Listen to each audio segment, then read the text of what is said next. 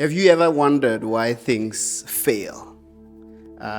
We hear these stories, we see them in the news, we read about them of all these men and women of God who have built up these big ministries but end up failing. I'm always worried when I start something that I don't want to build something that one day will just crumble to the ground. And I've often wondered, I've always wondered, why does it happen like that? That you see these men of God who have built these ministries, and it's like overnight, what they have built up just crumbles to the ground. All their hard work, all their labor crumbles overnight.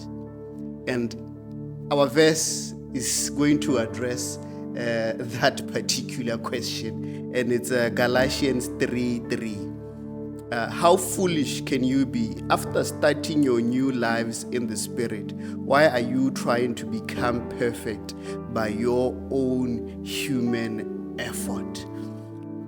We start things off depending on God, because at the time there is nothing, there are no resources, there is nothing. So you're starting off that business, you're starting that ministry, you're building that marriage, fully dependent on God and on God's wisdom.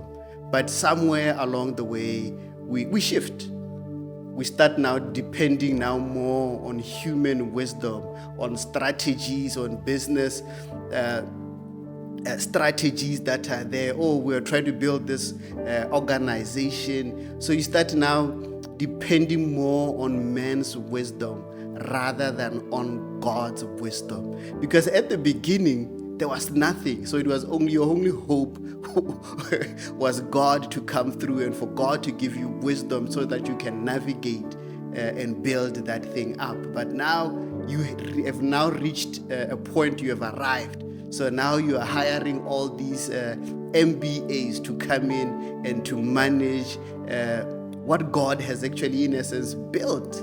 That what God builds, what God starts, let us be sure that He's the one who will sustain it, that He will be the one who carries it and finishes it. So that marriage that you are building, let God be the foundation and rely on Him. That ministry that you are building, rely on God, that God may sustain it, will carry it, and will provide for it. So let us not do things from our flesh, because we are supposed to be spirit-led. We're not supposed to be dependent on the flesh.